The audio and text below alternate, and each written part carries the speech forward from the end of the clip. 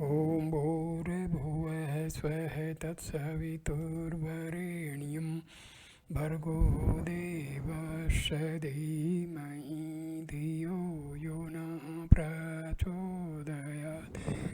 ॐ शान्ति शान्ति शान्तिः. Namaskar, my dear friends. How vasanas, our karma, they are affecting our life. Each of our actions, physical, mental, or verbal, creates an impression in the mind. Everything we do is stored in the mind in the form of subtle impressions or saṁskāras, which at the end becomes vasanas. We perform our actions under the spell of these subtle impressions, and in turn our actions reinforce these subtle impressions. Subtle impressions engender roaming tendencies, and these roaming tendencies in turn strengthen the subtle impressions. This process is known as karma chakra, the wheel of karma. Once in motion, this wheel revolves at an ever-increasing velocity.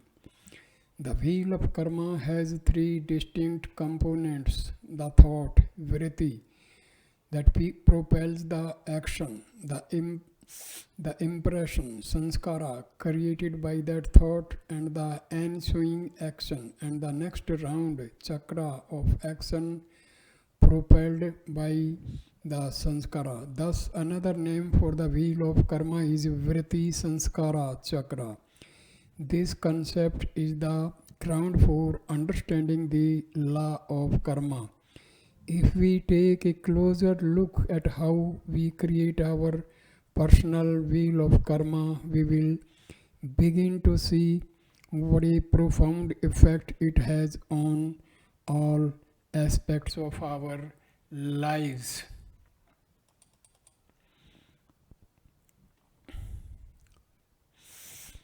Our actions are propelled primarily by our desires. The stronger the desire, the more intense the action arising from it. The intensity of the action and the number of times it is repeated determine the strength of the subtle impressions.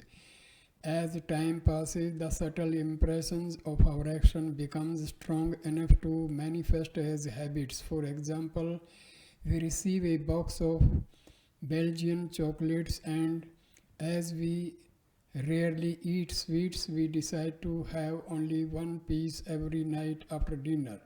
By the time the box is empty, several weeks later, we have begun to look forward to a sweet treat after dinner. So we buy another box of fancy chocolates, but now 2 pieces at a time seems more reasonable. By the end of the second box, the desire to have something sweet after dinner has become strong enough that we buy a carton of ice cream and an extra one just in case.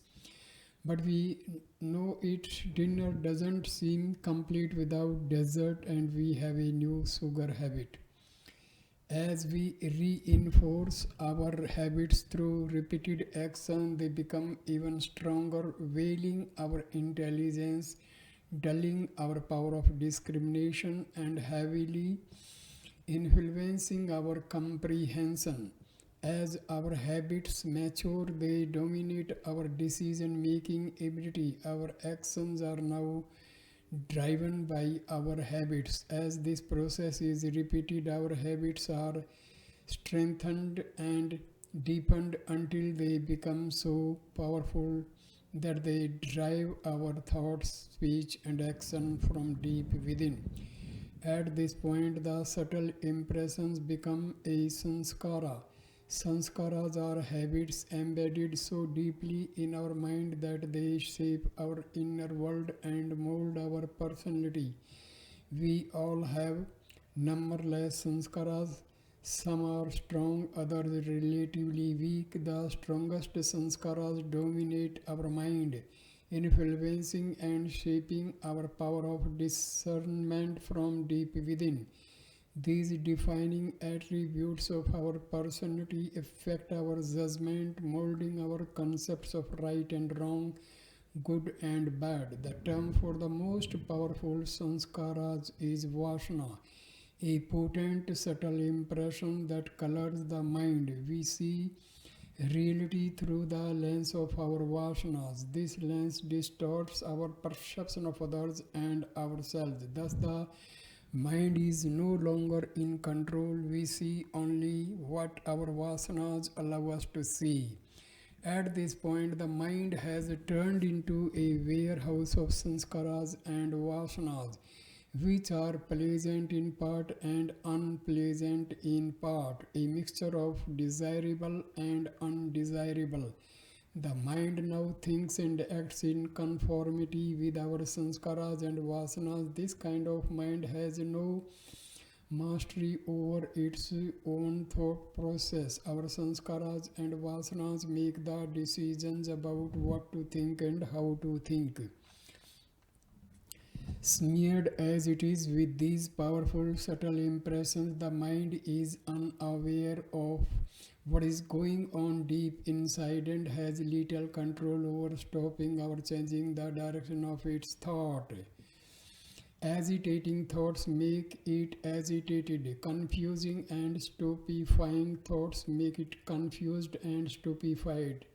Put simply, the mind has become the slave of its own creations. This cycle, chakra, from thought process to the formation of subtle impressions and from subtle impressions back to thoughts is the wheel of karma. This vicious cycle wields the innate luminosity of our mind but does not destroy its inherent power. Using the inherent power of the mind to intervene and stop this vicious cycle is our birthright. Yoga is the method that allows us to claim and exercise this birthright.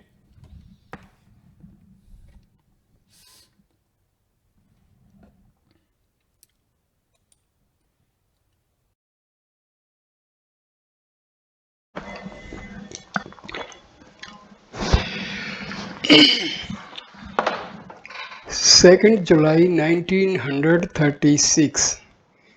Cohen puts a question to Maharishi Ramana. Should all vasanas, mental habits, be completely overcome before self-realization takes place, or may some remain for self-realization to destroy? Bhagwan Ramana Maharishi replies, Vasanas which do not obstruct self-realization remain. In Yoga Vasishtha, two classes of vasanas are distinguished, those of enjoyment and those of bondage. The former remain even after mukti is attained, but the latter are destroyed by it. Attachment is the cause of binding vasanas, but enjoyment without attachment does not bind and continues even in Sahaja. Maharishi's Gospel. Devotee, since realization is not possible without vasana akshaya, how am I to realize that state in which the vasanas are effectively destroyed? Maharishi replies, you are in that state now. Devotee, does it mean that by holding on to the self, the vasanas should be destroyed as and when they emerge? Maharishi, they will themselves be destroyed if you remain as you are. Devotee, what prevents the infinite, undifferentiated light of consciousness arising from the heart from revealing itself to the Agyani? Maharishi replied, just as water in the pot reflects the enormous sun within the narrow limits of the pot, even so the vasanas or latent tendencies of the mind of the individual, acting as the reflecting medium, catch the all-pervading infinite light of consciousness arising from the heart and present in the form of a Ahem and Ahem Virati, reflection, the phenomenon called the mind. Seeing only this reflection, the Ajnani is deluded into the belief that he is a finite being, the Jiva. If the mind becomes introverted through inquiry into the source of aham-vritti, the vasanas become distinct, and in the absence of the reflecting medium, the phenomenon of reflection, namely the mind, also disappears, being absorbed into the light of the one reality, that is the heart. This is the sum and substance of all that an aspirant needs to know. What is imperatively required of him is an earnest and one-pointed inquiry into the source of aham-vritti. Face to face with Sri Ramana Maharshi. 187. Padma and her husband Venkataraman, trustees of TMP Mahadevan, number 25. Trust Chennai, are devotees of Sri Ramana. With my husband, I went to see Bhagwan in 1947. After prostrating, we stood near him. I said, Bhagwan, I want Atma saṁskāram, self-realization. Bhagwan looked at me and smilingly asked, Apadhya, is it so? The way Bhagwan asked me took my breath away. It was so charming. Then my husband said, she wants to stay here permanently. Bhagwan did not say anything but looked at me steadily, pouring forth his grace. I used to sit in the hall spellbound for many hours, such was his power. While engaged in meditation, old memories would well up in my mind and disturb the flow of meditation. I wanted to find a way out to quench all the vasanas. One day I got an opportunity to put my problem before Bhagwan. His reply was, you be the subject instead of the object, then the vasanas would not trouble you anymore. This suggestion and his grace worked for me. Day by day with Bhagwan. 2nd January 1946 afternoon. Mr. Joshi has submitted what Bhagwan calls a question paper and Bhagwan answers the same.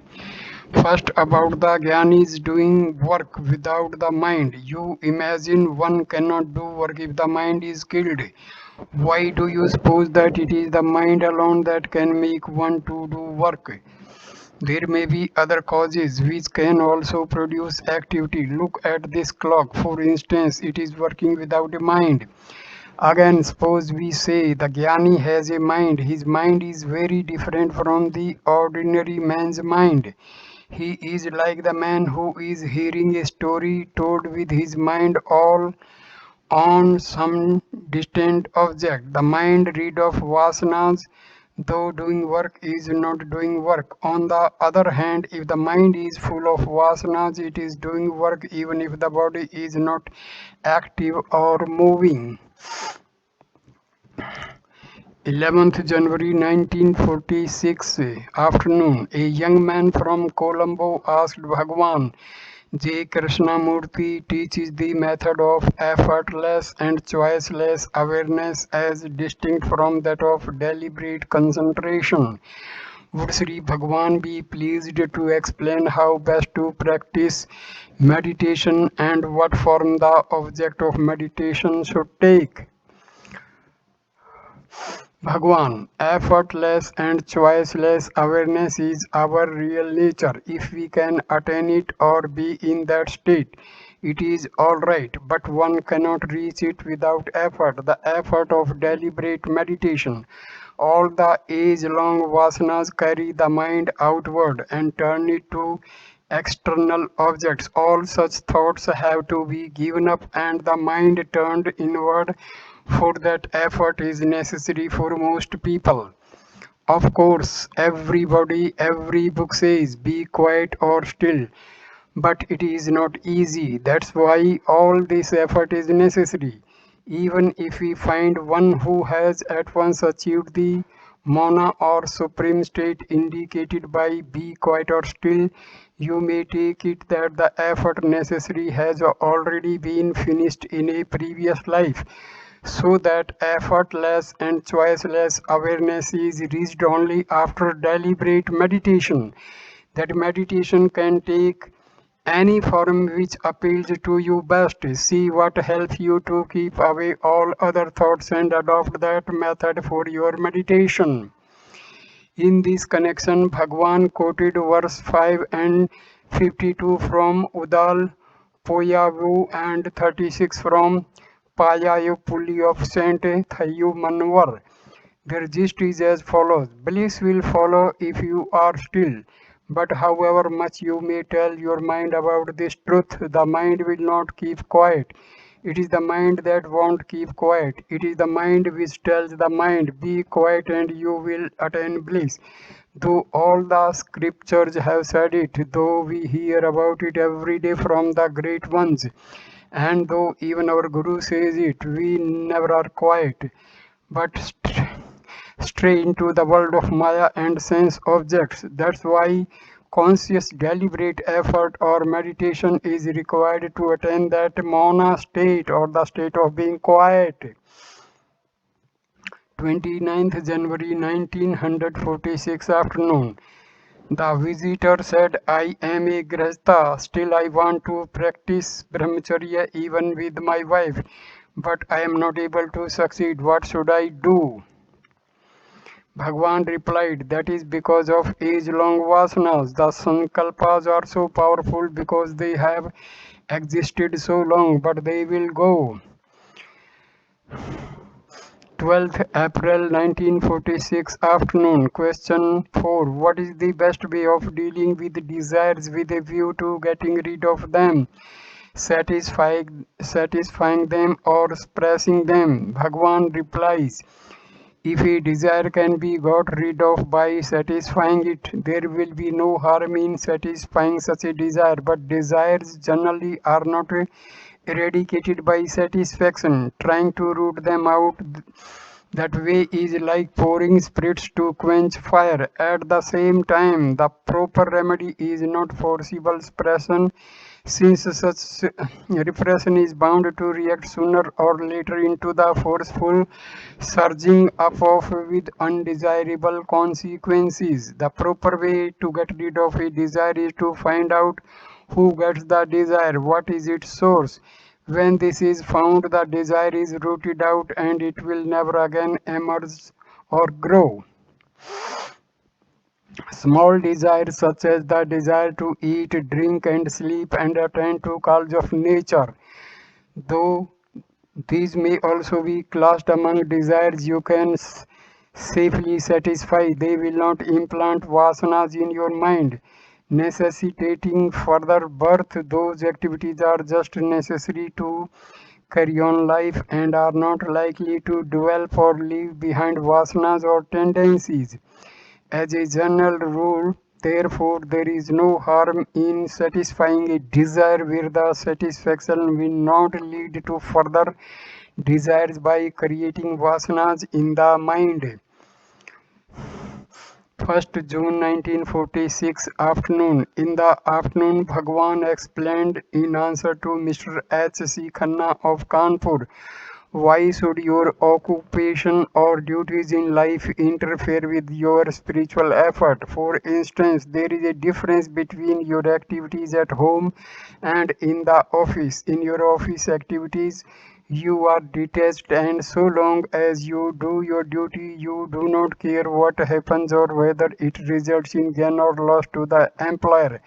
But your duty at home are performed with attachment, and you are all the time anxious as to whether they will bring advantage or disadvantage to you and your family. But it is possible to perform all the activities of life with detachment and regard only the self as a real.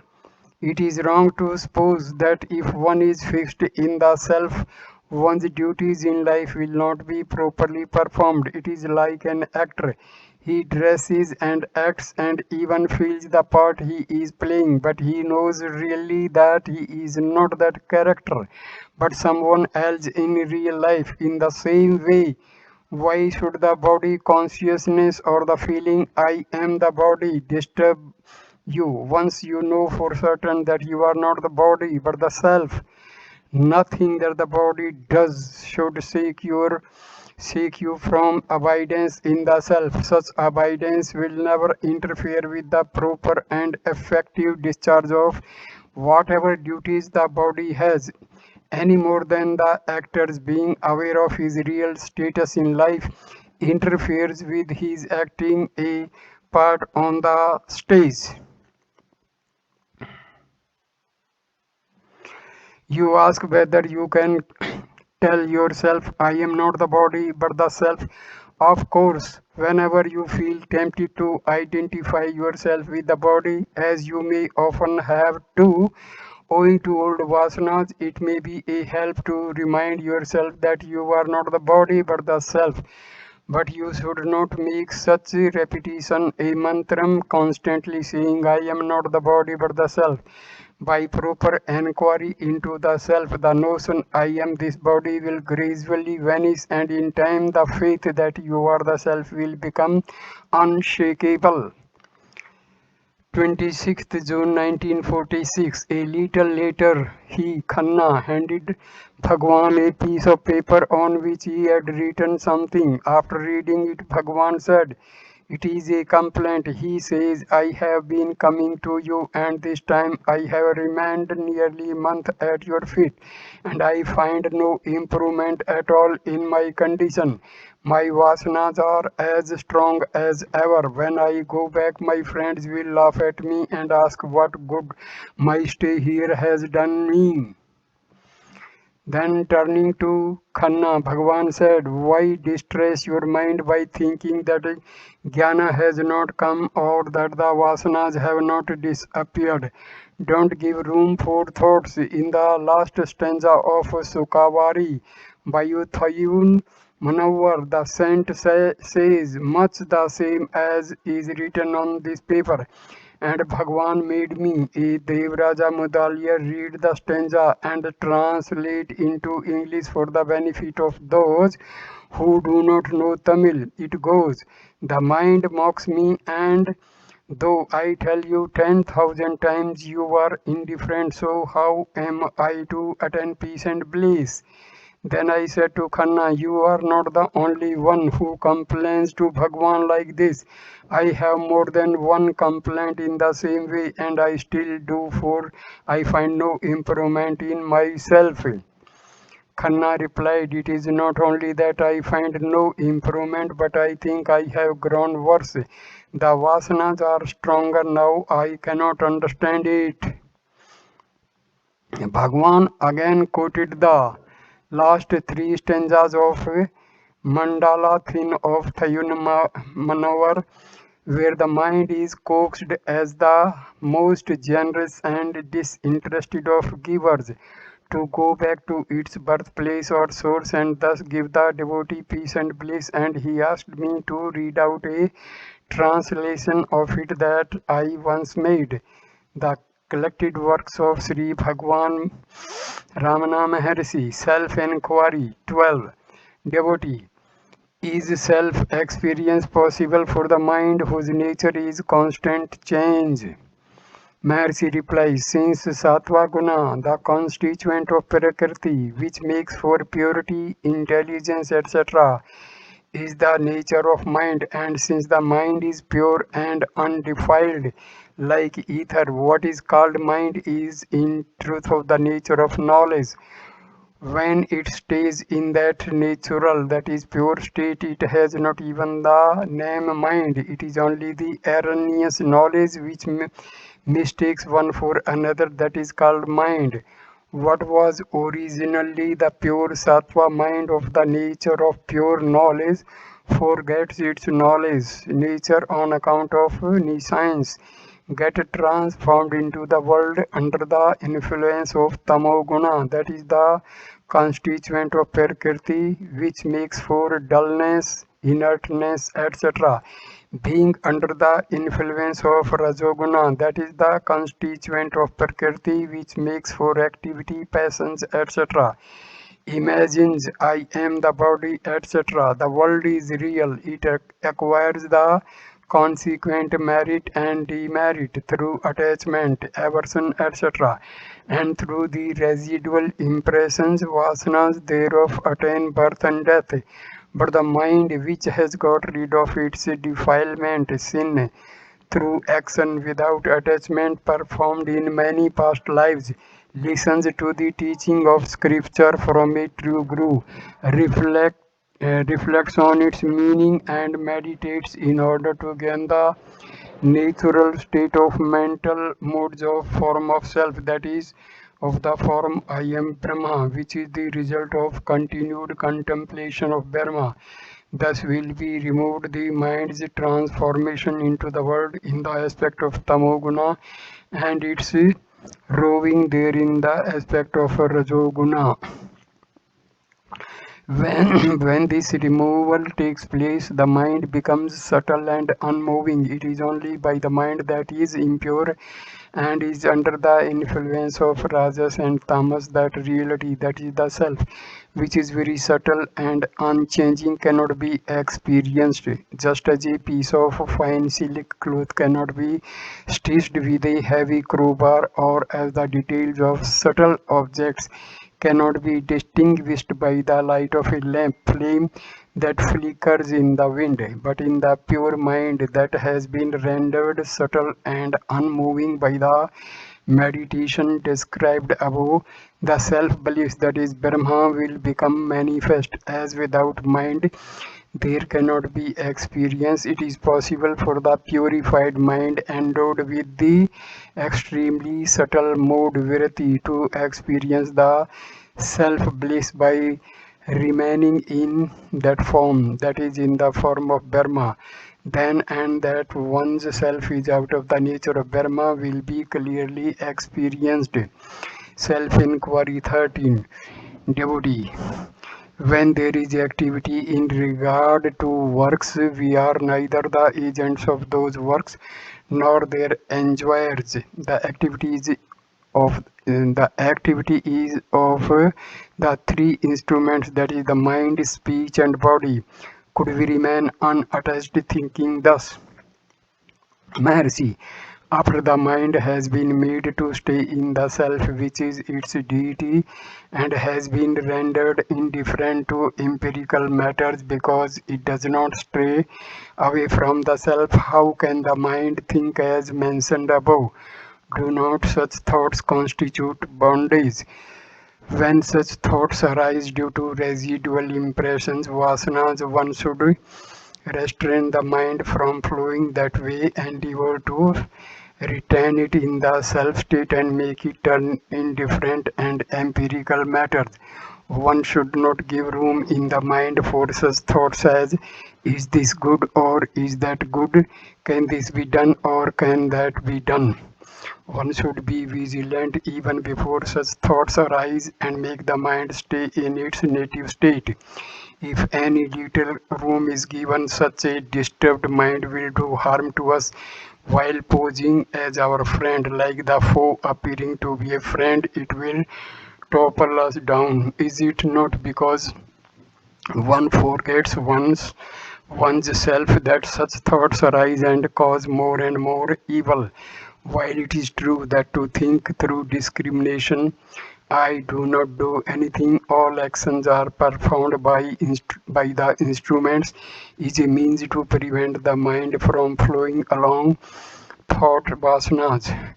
Does it not also follow that only if the mind flows along the thought vasanas that it must be restrained through discrimination as stated before?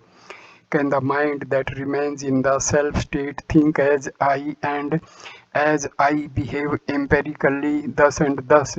In all manner of ways possible, one should endeavor gradually not to forget one's true self, that is God. If that is accomplished, all will be accomplished. The mind should not be directed to any other matter. Even though one may perform like a mad person the actions that are the result of prarabdha karma, one should retain the mind in the self state without letting the thought I do arise. Have not countless bhaktas, devotees, performed their numerous empirical functions with an attitude of indifference? Spiritual Instruction 26. Devotee, just as the sage's past karma is the cause of his present activities, will not the impressions, vasanas caused by his present activities adhere to him in future? Mercy, only one who is free from all the latent tendencies, vasanas, says. That being so, how can the tendencies of karma affect him who is entirely unattached to activity? Devika Lotra 68. One must engage unfailingly in yoga, the practice of self-avoidance in all conditions without allowing any special event to affect one adversely if due to doubts. Delusion arises in the form of attraction to worship in holy places and temples on account of past practices and vasanas. Reject it immediately. Atma Bodha 37. Long constant practice of I am Brahma only destroys all vasanas, latent tendencies born of ignorance, as an efficacious remedy. Rasayana eradicates a disease. Viveka Chudamani. Although a man knows this to be true, the feeling of I am the doer, I am the enjoyer arises strongly in him owing to the bondage, saṁskāra caused by the mighty beginningless vasanas, innate tendencies, which often obstruct him. Curb these tendencies the moment they arise, but your own effort by abiding firmly in the self by a vision of the self. Sages such as Vasishtha have declared that the withering of the vasanas is indeed liberation. Realization of the self as it is does not come through tendencies to worldly or sense activity or through prolonged study of the scriptures. To those who seek deliverance from the prison or action of samsara, the above threefold tendencies are iron fetters, say those who are realized. Therefore, attachment to the world, the scriptures, and the body must be given up, and it must be fully realized that the body is sustained by the force of prarabdha, past karma. You should therefore courageously renounce these attachments and strive energetically to overcome tamas by the power of sattva and rajas, then rajas through mixed sattva, then mixed sattva through pure sattva. You should do this with a firm and calm mind, helped by the great texts such as that thou art, which proclaim the identity between the individual self and Brahma. Seek by reasoning and experience to get rid of the vasanas, so that you may have faith in Brahma and completely root out from the body and senses the feeling of I and mine, which constantly appear as a result of the superimposition. This is to be done by firm abidance in the one indivisible self in the heart, and by meditating on the unceasing experience of knowledge of the unity of Dharma and self. Thus, I am not the ego. I am the unceasing perfection of Dharma, experienced as I, the witness of thought forms. This meditation must be persisted in until the ego sense is completely rooted out from the body without a vestige, and the world of individuals appear like a dream. He who meditates has no work to do except beg and perform his natural functions. He must never forget the self by giving room for worldly speech and sense objects. Sandalwood is fragrant by nature, but its fragrance is masked by a bad smell when it comes into contact with water, and is revealed when it is rubbed. constant practice of meditation is this rubbing.